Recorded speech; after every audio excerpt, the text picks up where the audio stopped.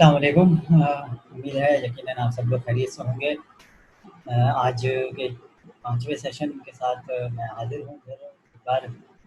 Last जो हमने lecture लिया था, अगर आप लोग सुन चुके होंगे तो आपको पता होगा कि मैं यहाँ पर किस चीज़ का आगाज़ करूँगा आज।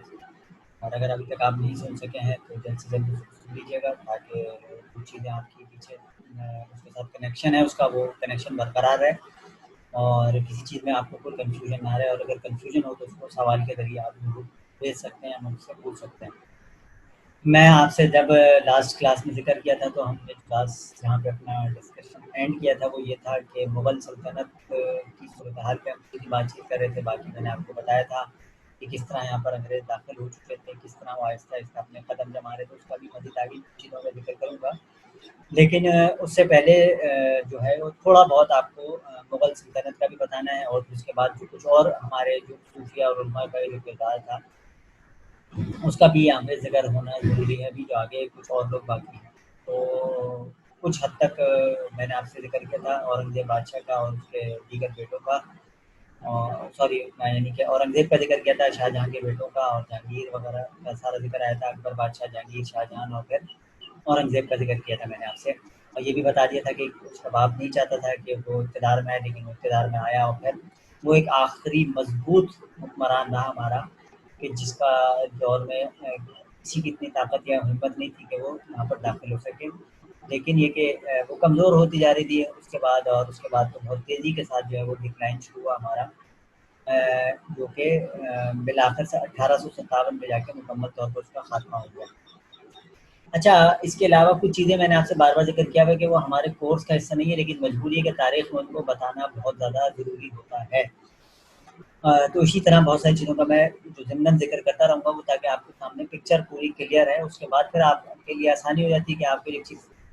दिमाग में सारी चीज़ मौजूद है, तो फिर आपको ये प्रॉब्लम नहीं होती कि हम किस दौर से गुज़रे। तो मैंने आपसे ज़िक्र किया था कि औरंगज़ेब आलमगीर का जो इंतकाल है वो 1707 में हुआ। 1707 के बाद मुख्तलिफ इनके आपस की जो मुग़ल बादशाहों की लड़ाइयाँ झगड़े और उनके आपस में ऐसा भी वक्त आया कि एक वक्त में 4-4 बादशाह हुक्मरान थे। किसी के पास दिल्ली का इलाका है, किसी के पास गुजरात है, किसी के पास कोई और इलाका है, किसी के पास कोई इलाका है। तो ये वो वक्त था कि जिस टाइम पर दीगर क़ुव्वतें भी मैंने आपसे जैसे ज़िक्र किया कि सर उठा रही थी, जिसके अंदर हिंदू ताकतें थी, जो हिंदू इलाका था बादशाहों का। तो मैंने अपनी अलग रियासत की बुनियाद रख दी। पूरे बरसगीर के अंदर ही कोई जाट थे, उन्होंने अपनी रख दी, राजपूत थे उन्होंने अलग रख दी, सिख ने अलग रख दी। इसी तरह मुसलमानों के पास में भी बहुत सारे ऐसे ताकतवर हुक्मरान होते थे, वो अपनी ताकत को अलग से मनवाते थे, वो बादशाह की सुनने के लिए तैयार नहीं होते थे। जैसे कि मिसाल के तौर पे आपने हैदर अली का नाम सुना होगा। हैदर अली एक मजबूत बादशाह था, जिसको शिकस्त हुई, उसको बाकायदा शिकस्त दिलवाई गई। वो उसका पूरा आगे ज़िक्र आएगा तो फिर मैं बताऊँगा। टीपू सुल्तान को किस तरह से शिकस्त हुई, इसका भी ज़िमनन में ज़िक्र करूँगा। तो ये वो लोग थे कि जो अपनी अलग हैसियत के अंदर भी एक ताकतवर हुक्मरान या ताकतवर बादशाह होते थे, लेकिन मरकज़ी तौर पर उनके पास कोई ताकत या मरकज़ की तरफ से उनको कोई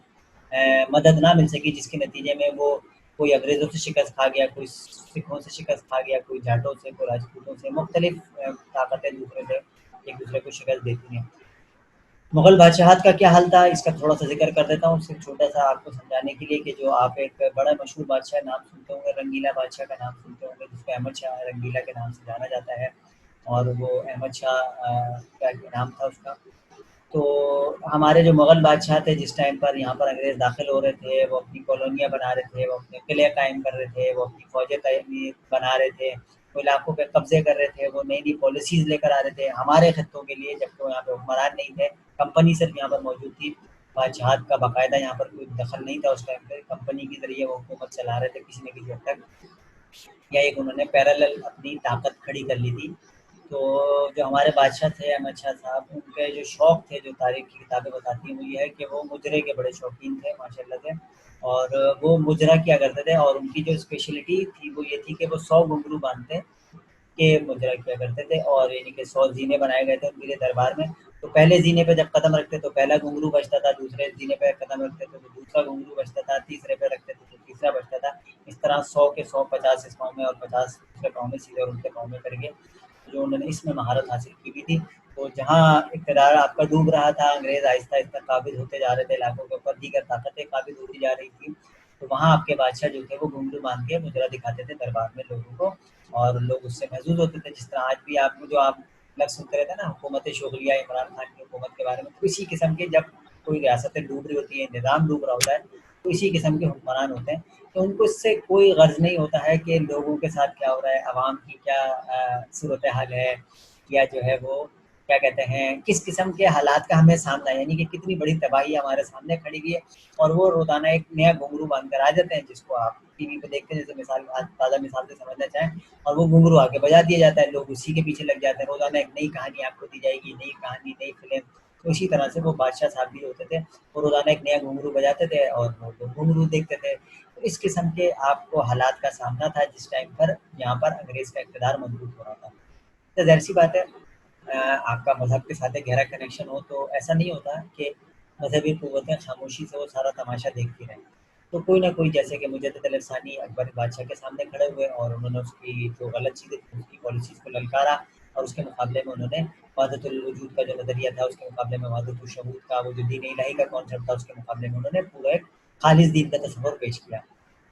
तो एक और साहब जिनका यहाँ पर ज़िक्र करना बहुत ज़रूरी है, मैं मतलब उसकी स्लाइड आपको दिखाता जाऊँगा, वैसे तो मैंने आपके साथ शेयर की हुई, सिर्फ़ ऐसे इत्तेफ़ाक से वो दिख रही थी, तो मैंने कहा क्योंकि अभी आज ज़ूम पे रिकॉर्डिंग कर रहा हूँ, तो फिर मैंने कहा चलो साथ-साथ दिखाता भी जाऊँगा। तो 1703 में एक साहब पैदा हुए जिनको शाह वलीउल्लाह के नाम से आप लोग जानते हैं। नाम सुना होगा यकीनन आप लोगों ने, शाह वलीउल्लाह। तो ये भी एक मुजद्दिद थे, ये भी एक बहुत बड़े आलिम थे, तसव्वुफ़ के साथ भी इनका गहरा कनेक्शन था। और औरंगज़ेब आलमगीर तो ज़ाहिर-सी बात है 1707 में उसका इंतकाल हो गया था, जब ये बिल्कुल ऐसे 4 साल के उम्र में जब इनका इंतकाल हुआ। लेकिन इनका एक अहम रोल था, एक अहम किरदार था बरसग़ीर की तारीख़ के अंदर,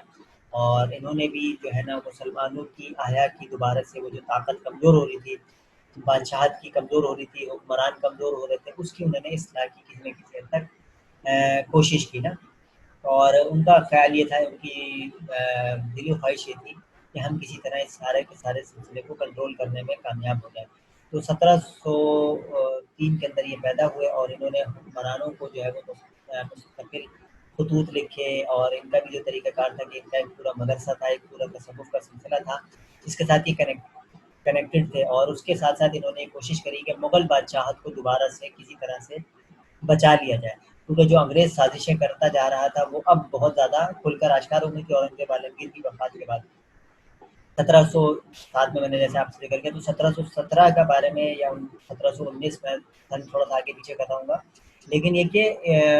4 बादशाह एक वक़्त बैठे हुए थे, और आपस में एक-दूसरे के खिलाफ साज़िशें, एक-दूसरे की हुकूमत को गिराने की कोशिश, इस किस्म के मामलात थे। तो ऐसे मौके पर दीगर जो क़ुव्वतें थीं, दीगर जो ताकतें थीं, वो सर उठा रही थी, और वो आपकी हुक्मरानी को या आपकी बादशाहत को गिराने की पूरी कोशिश कर रही थी। तो ऐसे में ज़रूरी था कि कोई ना कोई इत्तेहाद की बात की जाए, या आपस में जोड़ने की, आपस में हाथ रखने की बात की जाती। इस किस्म का कोई सिलसिला नहीं था, तो शाह वलीउल्लाह ने फिर वो किरदार अदा किया कि उन्होंने तसव्वुफ़ और जो उलमा और ये जो सारे मसाइल आपके जहाँ दीनी तरफ से भी आ रहे थे, वहाँ सियासी तरफ से भी आ रहे थे, तो उसको उन्हें एक दफ़ा फिर जोड़ने की कोशिश करी।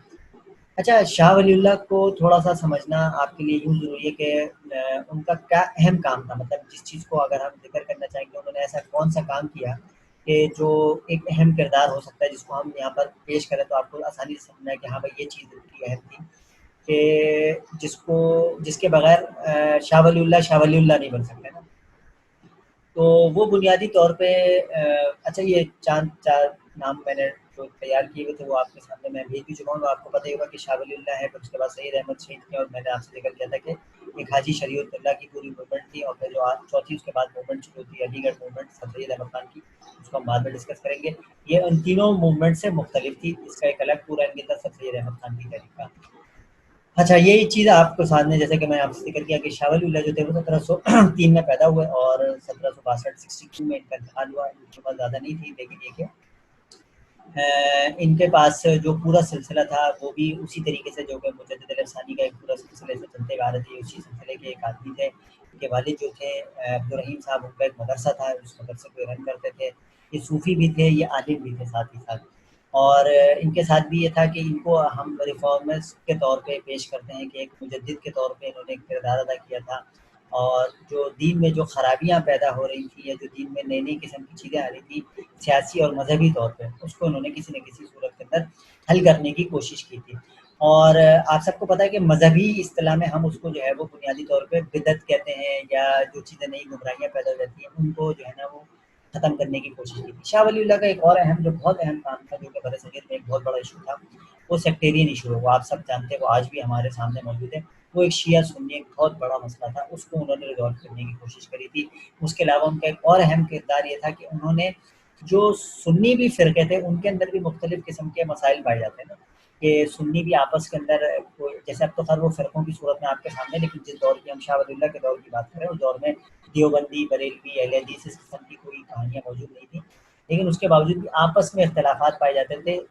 جو کہ چاروں جو آپ کے ائمہ اربعہ ہیں ان کے حوالے سے بھی، کہ کوئی امام ابو حنیفہ کو فالو کرنے والا ہے تو کوئی امام احمد حنبل کو ہے، کوئی امام شافعی کا ماننے والا ہے، اس قسم کی جو بہت ساری چیزیں تھیں جس کا جو تھا یہاں پر ایک مسئلہ پایا جاتا تھا۔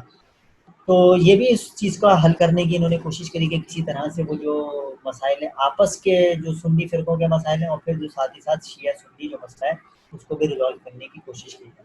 اچھا، اس کو ریزالو کرنا کیوں ضروری تھا یہ بھی ایک بہت اہم سوال ہے، اس کو بھی آپ کو جاننا چاہیے کہ بھائی اس کو ریزالو کرنا کیوں چاہتے تھے شاہ ولی اللہ۔ شاہ ولی اللہ نے جا کے شاہ ولی اللہ کا جو پورا ایک سلسلہ تھا وہ یہ تھا کہ یہ ان کو موقع ملا دین کی تعلیم حاصل کرنے کا، سعودی عرب جانے کا، یہ وہاں سے جب دین کی تعلیم حاصل کر کے آئے تو یہاں پر آ کے ان کو جن چیزوں کا مسائل کا سامنا تھا انہوں نے ان چیزوں کو فوری طور پہ فوکس کرنا شروع کیا، اور اس کے اندر جو ایک اہم چیز تھی وہ یہ تھی کہ لوگ علماء کرام کی تو پیروی کر رہے تھے، جو شیعہ ہیں وہ شیعہ علماء کی، جو سنی ہیں وہ سنی علماء کی، لیکن کوئی قرآن سے ڈائریکٹ رہنمائی نہیں لے رہا تھا، حدیث سے ڈائریکٹ رہنمائی نہیں لے رہا تھا۔ تو انہوں نے اس چیز کو محسوس کیا کہ اگر یہاں پر لوگوں کے سامنے ان کی اپنی ہی زبان میں قرآن اور حدیث کی چیزیں موجود ہوں گی تو یقیناً وہ اس سے رہنمائی حاصل کریں گے۔ تو شاہ ولی اللہ نے ایک اہم کام یہ کیا کہ انہوں نے وہاں سے آنے کے بعد قرآن کا فارسی میں ترجمہ کیا، اور فارسی میں اس سے پہلے ترجمہ موجود نہیں تھا، ظاہر سی بات ہے، عربی کا ترجمہ تھا، لوگ عربی جانتے تھے۔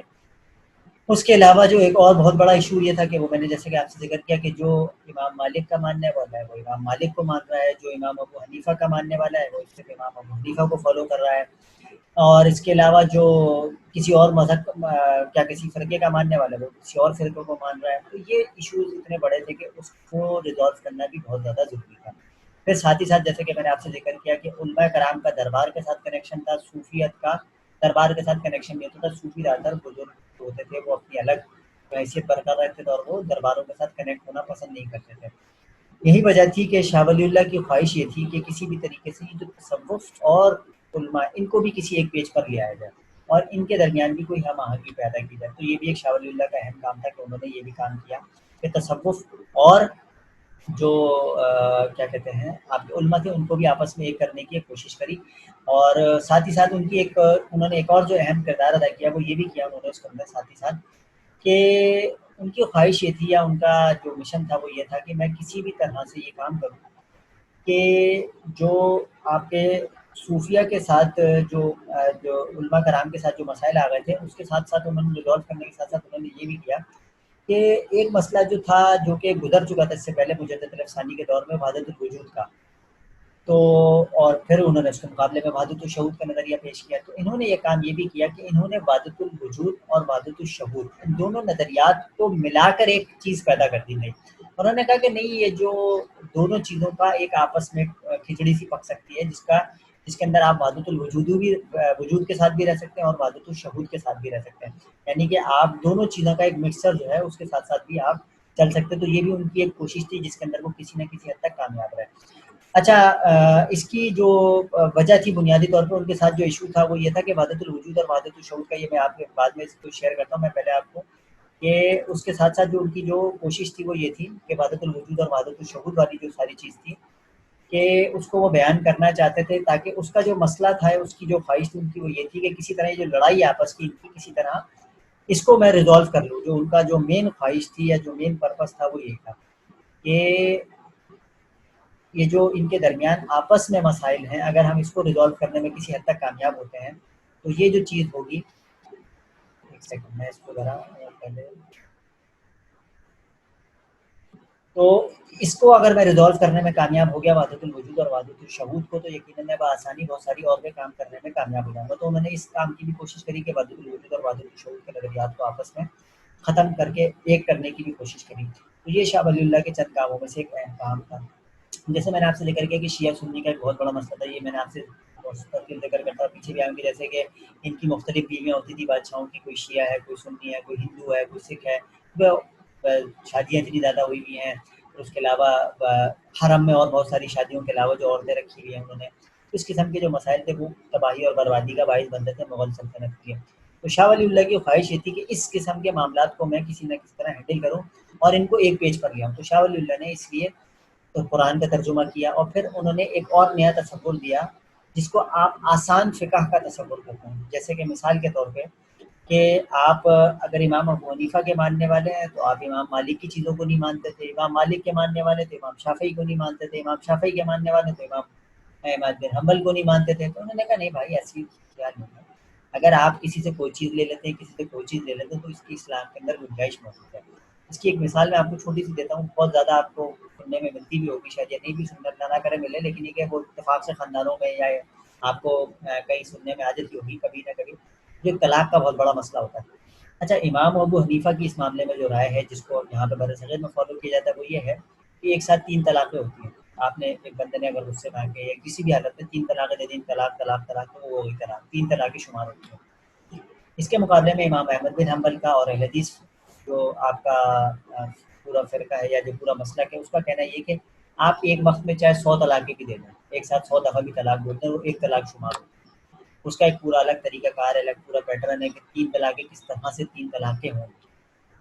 تو ہمارے برصغیر میں ہوتا یہ تھا کہ ظاہر بات ہے امام ابو حنیفہ کے فالوورس تھے تو اگر 3 طلاقیں ہو گئی تو ہو گئی. اب کیا کریں بھائی، اب وہ پریشان ہو رہے ہیں بھائی، جذبات میں آگے غصے میں طلاق دے دی تو کیا کریں. اب وہ بھاگتے تھے دیگر مولویوں کے پاس، جیسے کہ آج بھی ہوتا ہے، وہ اہل حدیثوں کے پاس جائیں گے، دیگر لوگوں کے پاس جائیں گے، وہ ان کو بولیں گے نہیں بھائی وہ ایک ہی طلاق شمار ہوگی. تو اس طرح سے ان کا اسی طرح سے رشتہ قائم رہتا تھا، اور رشتہ قائم رہنا زیادہ ضروری ہے بنسبت اس لیے کہ آپ طلاق کروا دیں. تو یہ اس قسم کے مسائل کو شاہ ولی اللہ نے کسی نہ کسی حد تک ریزالو کیا. پھر دوسرا مسئلہ ایک اور جو بہت بڑا اہم ایشو تھا وہ یہ تھا، میں نے آپ سے جیسے ذکر کیا کہ شیعہ سنی مسئلے کی وجہ سے بھی ہمارے ساتھ بڑے ایشوز تھے. اچھا انگریز جب یہاں آیا تو اس کو ان ساری چیزوں کا بہت حد تک اندازہ تھا اور نہیں بھی تھا، تو انہوں نے آہستہ آہستہ جو بندہ جب کسی چیز کو ٹیک اوور کر رہا ہوتا ہے تو وہ آپ کے مسائل کو دیکھ رہا ہوتا ہے. 1700 کوئی 28-30 کی بات ہے، سن مجھے تھوڑا سا آگے پیچھے ہو گیا. ایک انگریز تھا مورخ ہے، بلنٹ اس کا نام تھا، اس نے باقاعدہ بھیس بدل کے تمام مسلمان ممالک کا دورہ کیا، شیعوں سے، سنیوں سے، ایران گیا، عراق گیا، شام گیا، فلسطین گیا، عرب کے تمام خطوں کا برصغیر آیا، اور اس کے بعد اس نے جو رائے قائم کی جو کہ اس کی بعد میں پبلش بھی ہوئی. اور اس کے بعد اس نے ایک چیز پہ فوکس، ایک پوائنٹ دیا لوگوں کو. اس نے کہا کہ اگر ہم نے ان لوگوں کو شکل دینی ہے، مسلمانوں کو تباہ کرنا ہے، برباد کرنا ہے، ان کے علاقوں پہ قبضہ کرنا ہے، تو آپ جس چیز کے ذریعے ہمیں خود ڈیوائڈ کر سکتے ہیں بآسانی وہ شیعہ سنی مسئلہ ہے. اگر ہم نے اس مسئلے کو بڑھا لیا تو ہم بآسانی ان کو تباہ کر دیں گے. مطلب ہمارے لیے کوئی مسئلہ نہیں بچتا کہ اگر ہم نے ان کے اس مسئلے کو جتنا بڑھا دیا، کیونکہ ہوتا یہ تھا کہ ہم بے شک آپس میں ایک دوسرے کو گردنیں کاٹنے کے لیے تیار رہتے ہوں، لیکن یہ کہ جیسے ہی کبھی کوئی باہر سے انویڈر آتا تھا، کوئی دوسرا دشمن آتا تھا، تو ہم شیعہ سنی بھول جاتے تھے اور آپس میں مل کے ایک دوسرے کا ستیہ ناش نہیں کرتے تھے بلکہ دوسرے دشمن کا ستیہ ناش کر لیتے. جس کی مثال میں نے آپ کو ہمایوں کے ٹائم پہ دی. ہمایوں سنی تھا لیکن جب وہ ایران گیا تو اس کو پناہ بھی دی گئی، اس کو اپنی انہوں نے وہاں سے بیٹی بھی دی، شادی بھی ہوئی. اس قسم کے معاملات نارمل سی بات تھی. جہانگیر کی بہت ساری بیویاں شیعہ تھیں، اور اس کے علاوہ کیا کہتے ہیں شاہ جہان کی بیوی شیعہ تھی. اس قسم کے جو معاملات تھے وہ ہمارے یہاں نارمل سی چیز تھی کہ سنی آدمی ہے اور اس کی شیعہ بیوی ہے، یا شیعہ حکمران ہے تو اس کی بیوی سنی ہے. اس قسم کے معاملات ہمارے یہاں پہلے نارمل سی چیز تھی، جس کے نتیجے میں ہم بہت ساری چیزوں سے بچ جاتے تھے. انہوں نے کہا اس ڈیوائڈ کو اگر ہم بڑھانے میں کامیاب ہو گئے تو ہم اس کا بہت زیادہ فائدہ اٹھا لیں گے. اور اس کا رزلٹ آپ کو نظر آیا حیدر علی کی صورت میں. حیدر علی ایک مضبوط بادشاہ تھا ہمارا، اور وہ ایک احتشی مسلک کے ساتھ تعلق رکھتا تھا. جب یہ انگریز تباہی اور بربادی کا سلسلہ بڑھتا جا رہا تھا تو انگریزوں نے ایک اور چلاکی کے ساتھ کام کیا. جہاں میں نے آپ سے ذکر کیا کہ انہوں نے اپنی فوجیں قائم کرنا، بادشاہ سے اجازت لے لی، تجارت کے اندر ان کو اجازت مل گئی، تو انہوں نے آہستہ آہستہ اور بھی بہت سارے بادشاہوں کو فیسلٹیز فراہم کرنی شروع کر دی. اور جہاں انہوں نے اپنی فوجیں فراہم کرنی شروع کری تو انہوں نے وہاں پر کہا کہ سر آپ کو تو لڑنے ورنے کی ضرورت نہیں ہے، ہم آپ کے غلام کے طور پر بیٹھے ہوئے ہیں، آپ کو پریشانی کا ہی ہے، ہم آپ کے لیے لڑیں گے بھی، ہم آپ کو فوجیں بھی فراہم کریں گے اور دیگر بھی معاملات ہم سنبھال لیں گے، لیکن آپ کو یہ معاہدے کرنے ہوں گے. مثال کے طور پہ کہ جس علاقے کے اندر اب ہماری فوج ہوگی، جس علاقے کو ہم فتح کریں گے، تو پھر وہاں پر آپ اب ہماری مرضی کے بغیر کوئی فیصلے نہیں لیں گے. مطلب جب آپ ہم سے لڑوائیں گے، ہمیں لڑیں گے، تو ہم بتائیں گے کہ اب آئندہ یہاں پر حکمران کون ہوگا، یہاں پر جو ٹیکس کلیکشن ہے اس کی تقسیم کیسے ہوگی، یہاں پر جو ہے وہ آئندہ اگر کوئی بادشاہ مر گیا یا اس کا بیٹا نہیں ہے تو پھر وہاں پر اقتدار کس طرح سے منتقل ہوگا، زمینوں کی تقسیم کس طرح سے ہوگی، زمینیں کس کے پاس جائیں گی جو فتح یاب ہوں گے. اس قسم کے معاملات کے اندر آہستہ آہستہ انہوں نے بادشاہت سے اجازت لینی شروع کر دی. پھر اس کے بعد انہوں نے ایک اور بہت اہم کام کیا. انہوں نے جہاں ان کو پتا تھا کہ یہ سارے جہاں زمینوں پہ ہم قبضے کرتے جا رہے ہیں، آہستہ آہستہ ساری چیزوں پر اقتدار، کیونکہ بادشاہت کو فکر ہی نہیں ہے، وہ تو آپس کی لڑائیوں سے باہر نکلیں گے تو کسی چیز پہ فکر کریں گے کہ یہ علاقے ہمارے ہاتھ سے کس طرح ٹیکنیک سے لیے جا رہے ہیں یا آہستہ آہستہ ہمارے ہاتھ سے نکلتے جا رہے ہیں. ایک اہم بہت بڑا مسئلہ تھا جو کہ ظاہر سی بات ہے آج بھی آپ دیکھتے ہوں گے کہ بہت بڑا ایک مسئلہ ہوتا ہے، وہ ہوتا ہے آپ کا معاشی طور پہ ایک بہت بڑا issue, economical issue. Economical issues یہ تھے کہ آپ کے پاس جو ٹیکس کلیکشن ہوتا تھا وہ بادشاہ کے پاس جاتا تھا، پھر وہ وہاں سے تقسیم ہوتا تھا. بادشاہ جب نکمے ناکارہ ہو جائیں، جب ان کو اپنے مجرے سے اور اپنے ناچنے گانے سے فرصت نہ ہوگی تو وہ بولتے ہیں کہ یار ٹیکس بھی آپ ہی جمع کر لو، مطلب پیسے بھی آپ جمع کر لو. پیسے اچھی کیا بات ہے. انہوں نے جا کے بادشاہ سے اجازت لی، انہوں نے کہا کہ اگر آپ ہمیں ٹیکس کلیکشن کا بھی اختیار دیتے ہیں تو مطلب آپ کی مہربانی ہوگی، اور جتنے ہم ٹیکس کلیکشن کریں گے اتنا اس میں ہم اتنا زیادہ جو ہے نا اس میں سے آپ کو، یعنی کہ 25 لاکھ اور کہیں پہ 75 لاکھ، کہیں پہ مختلف وہ آتی ہیں فیکشن فگر ملتے ہیں کہ اتنے زیادہ 75 لاکھ روپے سالانہ کے اوپر بادشاہ کے ساتھ انہوں نے ڈیل کی کہ ہم آپ اتنے پیسے لیتے ہیں ٹیکس کے طور پہ اور لوگ پیسے نہیں دیتے، آپ کو بھاگ جاتے ہیں، کوئی حملہ کر دے گا، کوئی کچھ کرے گا، کوئی کچھ کرے گا، تو اب ان سے نمٹیں گے ہم، اور ہم آپ کو 75 لاکھ روپے سالانہ دے دیا کریں گے. ظاہر سی بات ہے اگر وہ فرض کر لو اس ٹائم پہ 30 لاکھ روپے ان کو ملتا ہوگا اور باقی کوئی جاٹوں نے حملہ کر دیا، راجپوتوں نے حملہ کر دیا، ہندوؤں نے حملہ کر دیا، سکھوں نے حملہ کر دیا، مسلمانوں کی آپس کی بغاوتیں، کسی نے بادشاہ کے لیے مسئلہ پیدا کیا ہوا دہلی کو، ایسی بات ہے کھانا تو پینا چاہیے نا، مطلب بنی گالا کو چلانا ہے، کچھ نہ کچھ تو کرنا ہے نا. مطلب جو بھی اقتدار میں بیٹھا ہے، چاہے وہ بنی گالا ہو، چاہے وہ لاڑکانہ ہو، چاہے وہ نواز شریف کا سرائے محل ہو، جو بھی ہو، ساری چیزیں کے ساری جو بھی ہے، آپ اس بحث میں سمجھنے کے لیے میں مثال دے رہا ہوں، سمجھا رہا ہوں. تو اس کے لیے پیسے تو چاہیے. انہوں نے کہا ہاں ٹھیک ہے، اس سے تو اچھی تو کوئی بات ہی نہیں، آپ ہمیں 75 لاکھ روپے دو، آپ باقی ٹیکس آپ لو. اب کوئی حملہ کرے گا تو تمہارا مسئلہ ہے، تم بھگتا ہو گیا، ہمارا مسئلہ نہیں ہے. انہوں نے کہا ایسی بات نہیں، انگریزوں نے وہ بھی قبضہ کر لیا. ایک علاقہ بنگال کا جو علاقہ تھا یہ آپ کا بڑا تاریخی حوالہ ہے، اس کے تاریخی کردار ہے، اس کے اندر جو بڑی ایک ریزسٹنس پائی جاتی ہے، یہاں کے لوگ بڑے جنگجو، طاقتور اور بڑے ہی جس میں کہتے ہیں نا ریزسٹنس دینے والے لوگ ہیں پوری تاریخ میں. جو اس پوری ریاست کو، جو مگدھ کی ریاست آپ کو اس کو کہتے تھے پہلے، اور ابھی آپ نے جو انڈیا کی کچھ عرصے پہلے فلمیں بنی تھی باہو بلی وغیرہ، یہ پورا وہ مگدھ کی ریاستیں تھی. ان ریاستوں میں ہمیشہ سے بغاوتی عنصر پایا جاتا ہے. یہ لوگ نا بہت جلدی کسی کی حکمرانی کو قبول نہیں کرتے تھے، اور اتفاق کی بات یہ تھی کہ یہاں پر جو حکمران تھا وہ حیدر علی کی صورت میں موجود تھا. اب حیدر علی جو تھا وہ اہل تشی تھا، اور اس نے انکار کر دیا. اس نے کہا کہ میں بادشاہ کو ٹیکس تو دیتا ہی نہیں تھا. وہ ظاہر سی بات ہے کیونکہ ایک تو بادشاہ جس قسم کے بیٹھے ہوئے تھے ہمارے، تو جس قسم کے رنگیلے ٹائپ کے بادشاہ تھے، ان کو وہ ٹیکس کیا دیتا. تو اس نے کہا کہ بھائی میرا اپنا اقتدار ہے، میری الگ ریاست ہے، میں اپنی ریاست کے بارے میں الگ فیصلے کروں گا. وہ جتنی ٹیکس کلیکشن، بنگال بہت بڑا علاقہ، بہت زرخیز علاقہ، آپ سب کو پتہ ہی ہے کہ وہاں پر آج بھی جو ہے وہ جو اس کی وہ بڑی مشہور تھی بنگال کی جو یہ جو ہوتی ہے ریشم، اور وہاں کی جو کپڑا بڑا مشہور تھا، وہاں سے جو کاٹن جاتی تھی، اور وہ جو آپ کے کرتے بنتے ہیں وہ بھی بڑے مشہور تھے. وہ جو کپڑا تھا وہ بڑا مشہور تھا، اور اس کی وجہ سے ان کی تجارت کا بھی بہت بڑا سلسلہ تھا. سمندر ساتھ تھا، دریا وغیرہ، سمندر اور دریا کی وجہ سے وہاں پر دریا بہت زیادہ ہے، تو وہاں پر سیلاب جو آج بھی آپ سنتے رہتے ہیں کہ آ جاتے ہیں. لیکن ایک زرخیز علاقہ تھا، بہت ہی زرخیز علاقہ. لوگ کہتے ہیں کہ جب آپ ہاتھ سے زور سے مٹی نکالیں تو وہاں سے پانی نکلنا شروع ہو جائے، اس قسم کا زرخیز علاقہ. تو وہاں پر فصلیں بھی اچھی ہوتی تھی، ہر چیز کی فراوانی تھی، تو وہاں ٹیکس بہت بڑا کلیکشن ہوتا تھا. اب وہ جو میں آپ سے مثال دے رہا تھا کہ آپ کو شیعہ سنی مسئلے کو ریزالو کرنے کی جو کوشش تھی ان کی شاہ ولی اللہ کی، وہ کیا تھی؟ ٹیکس کلیکشن وہاں سے ہو نہیں رہا، تو بادشاہ نے اقتدار پہ بیٹھا ہوا اس کو آ کے انہوں نے کہا کہ اگر آپ ہمیں اجازت دیں تو ہم جو ہے وہ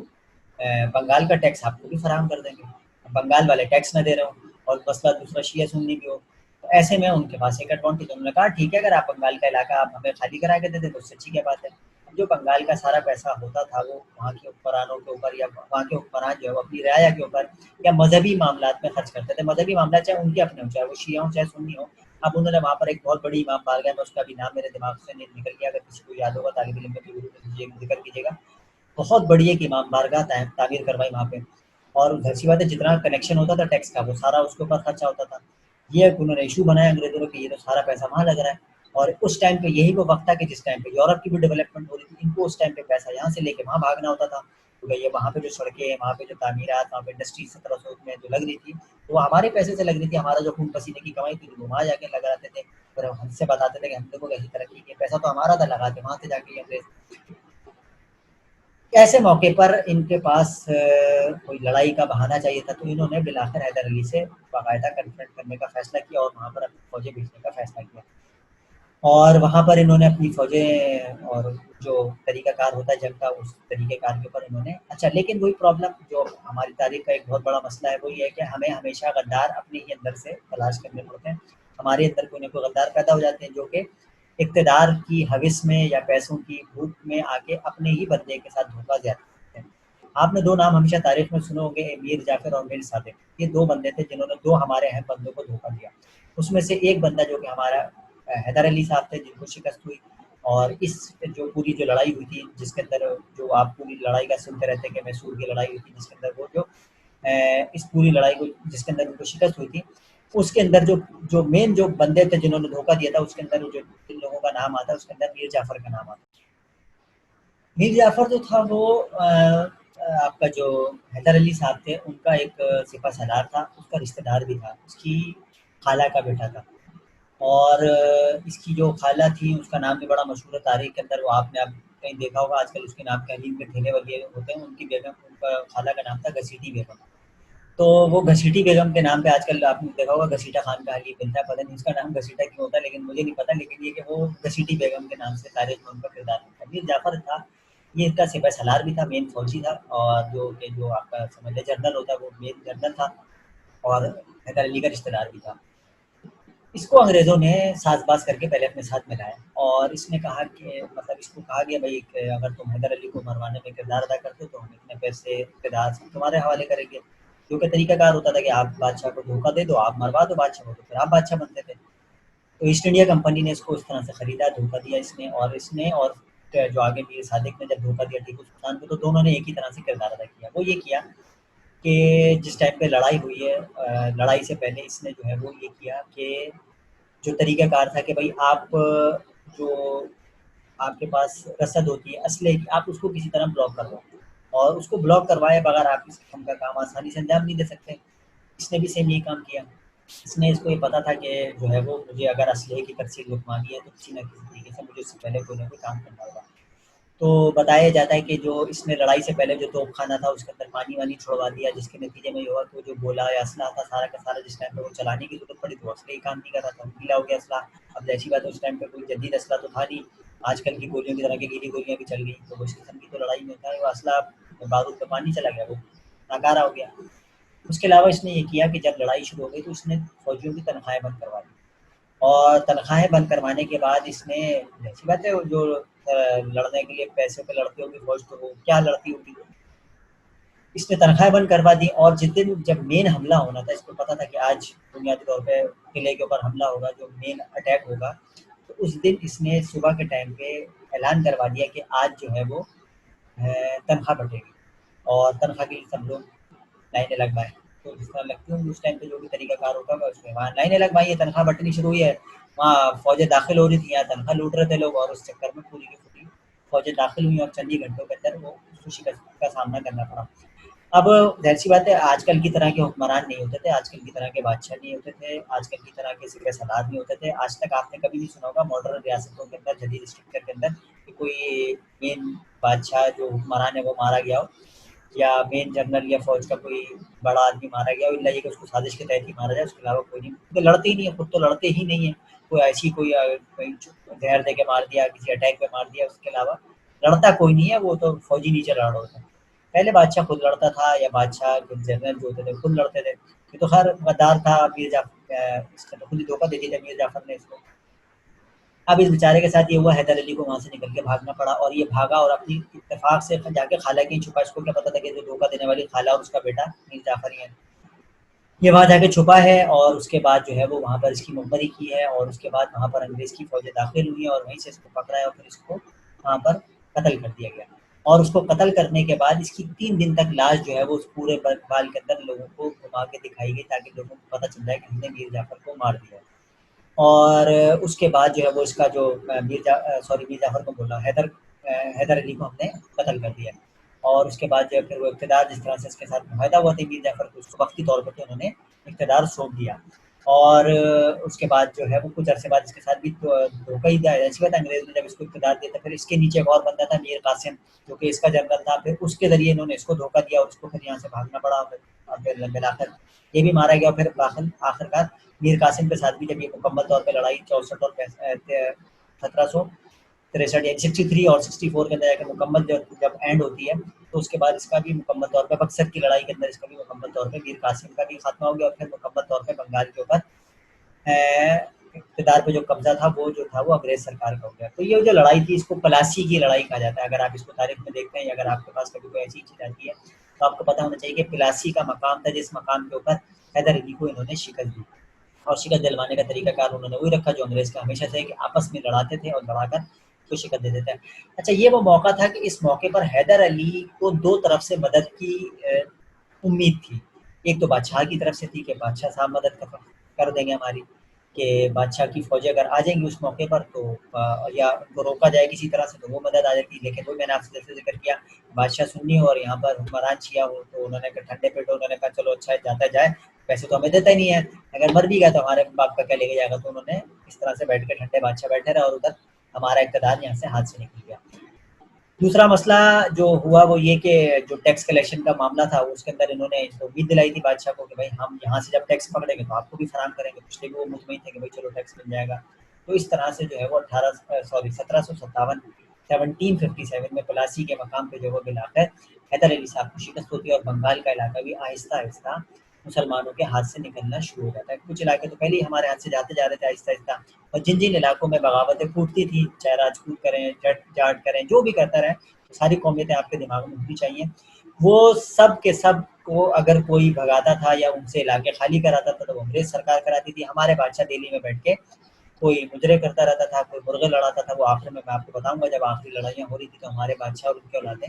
کیا کر رہے تھے، تو اس قسم کی صورتحال کا آپ کو سامنا ہوا جس کے نتیجے میں آپ کا یہ علاقے بھی ہاتھ سے نکلنا شروع ہوا، اور یوں پلاسی کے مقام پر ہماری شکست ہوئی۔ اچھا اس موقع پر میں نے آپ سے ذکر کیا کہ اس کو دو جگہ سے امید تھی، اچھا اس ٹائم پر ایسا نہیں تھا صرف ایسٹ انڈیا کمپنی موجود تھی، اس ٹائم پہ اور بھی بہت ساری کمپنیاں یہاں پر موجود تھیں، جس کے اندر فرینچ کمپنی بھی موجود تھی،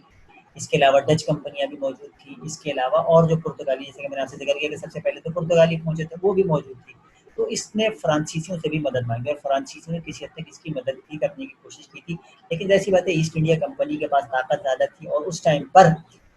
جو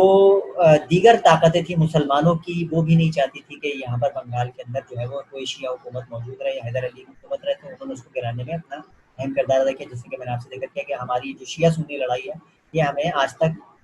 مرواتی ہی آئی جا رہی ہے، جس کے نتیجے میں ہم نقصان اٹھاتے ہیں اور وہ کامیاب ہو جاتے ہیں بالآخر، تو وہ اس دور میں بھی ہوا، یہ کوئی انوکھی چیز نہیں ہے، اس پہ کوئی مطلب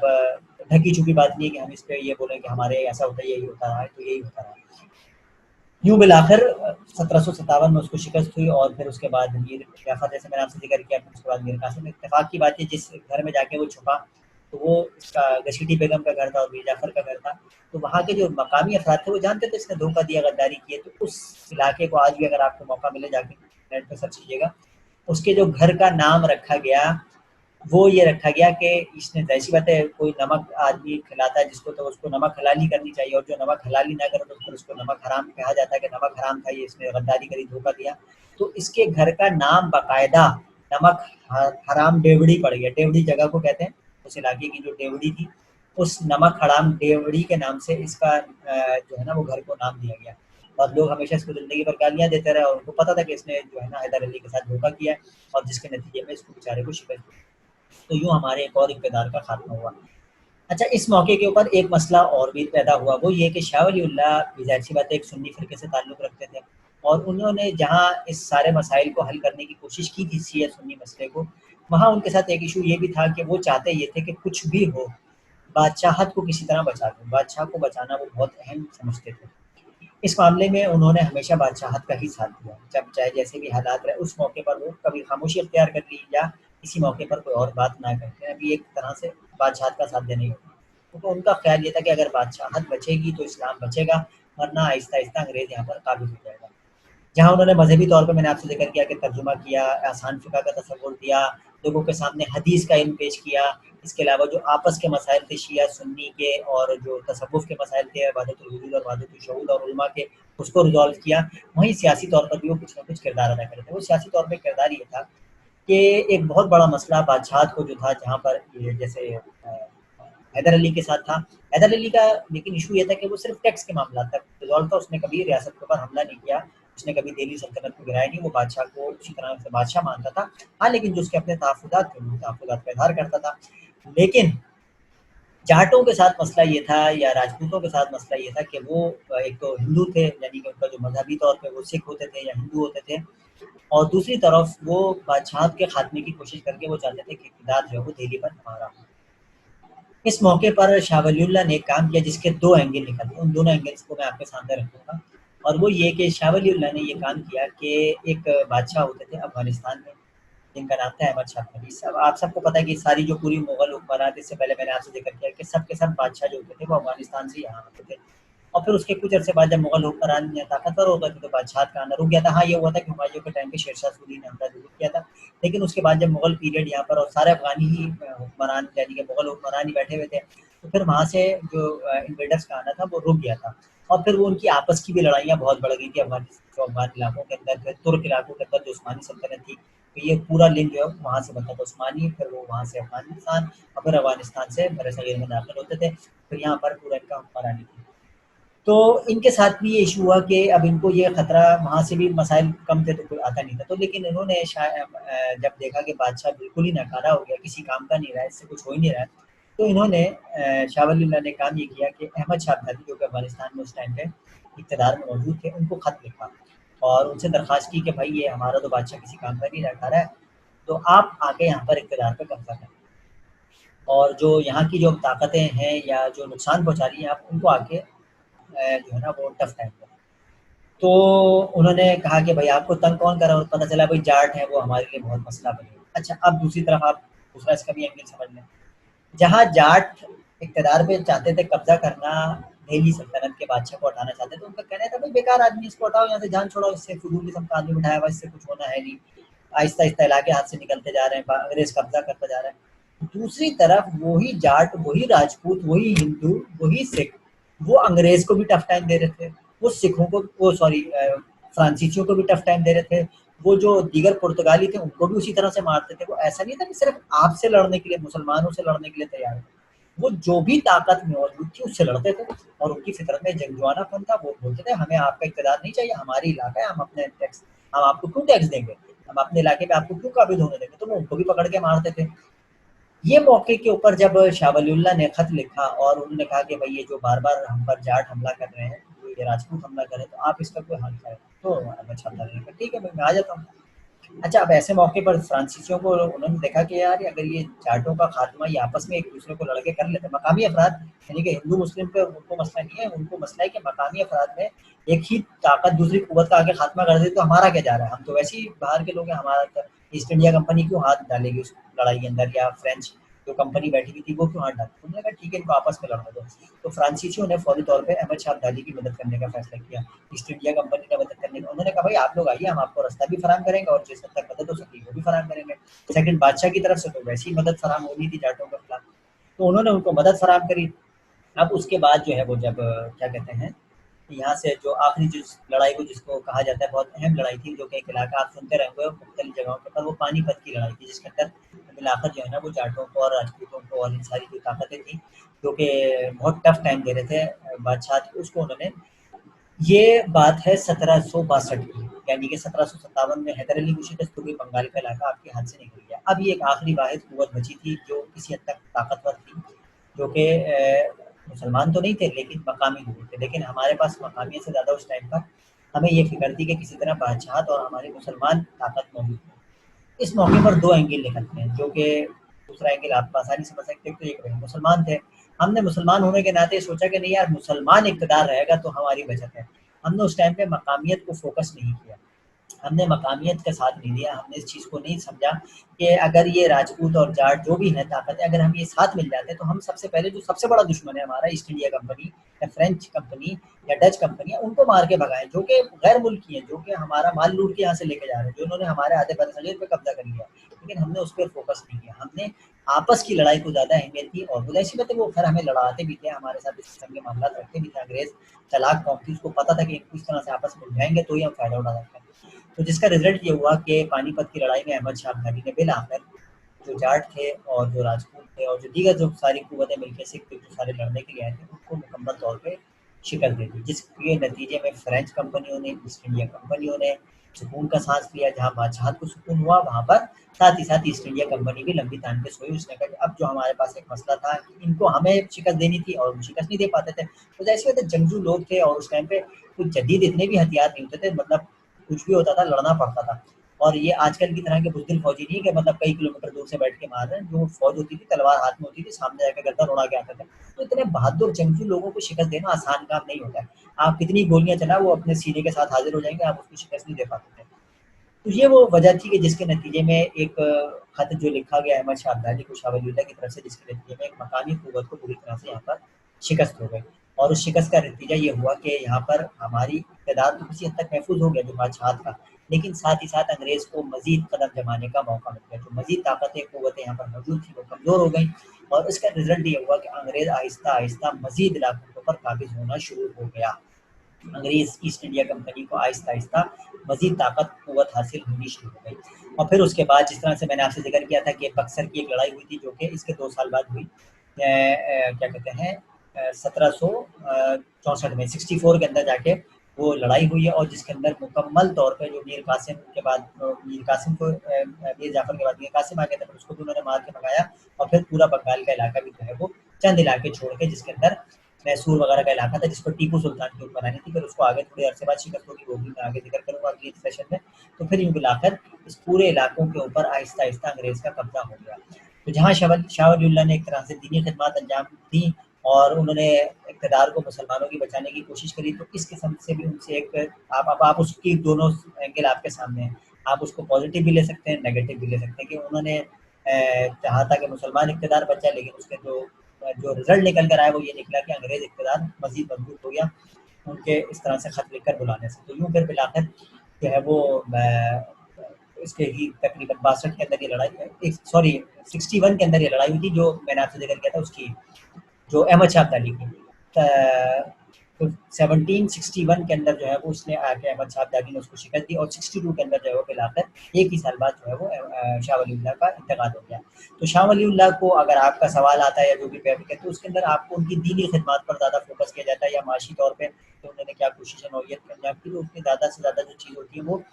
ان کی دینی کام ہوتے ہیں کہ جو انہوں نے ترجمہ قرآن کیا فارسی میں، حدیث کا علم فراہم کیا، فقہ کو آسان کیا، شیعہ سنی مسئلے کو ریزالو کیا، اور ساتھ ہی ساتھ انہوں نے جو تصوف کے مسائل تھے اس کو ریزالو کرنے کی کوشش کی، لیکن جہاں سیاسی معاملات تھے وہ سیاسی معاملات اس کے بعد مزید گمبھیر ہوتے گئے اور انگریز اقتدار مزید مضبوط سے مضبوط تر ہوتا چلا گیا، جس کو آپ ایسٹ انڈیا کمپنی کہتے ہیں۔ تو یہاں تک ہم روکتے ہیں، پھر اس کے بعد جو میں نیکسٹ سیشن ہوگا اس کے اندر پھر میں اس سے آگے کنٹینیو کروں گا۔ کوئی بھی سوال ہو ضرور پوچھے گا، آپ لوگ امید ہے سن لیں گے، اگر نہیں سن رہے تو جلد سے جلد ساری چیزیں سوچیں، پھر آپ مجھ سے جو بھی کوشچن ہیں۔ بہت شکریہ، السلام علیکم۔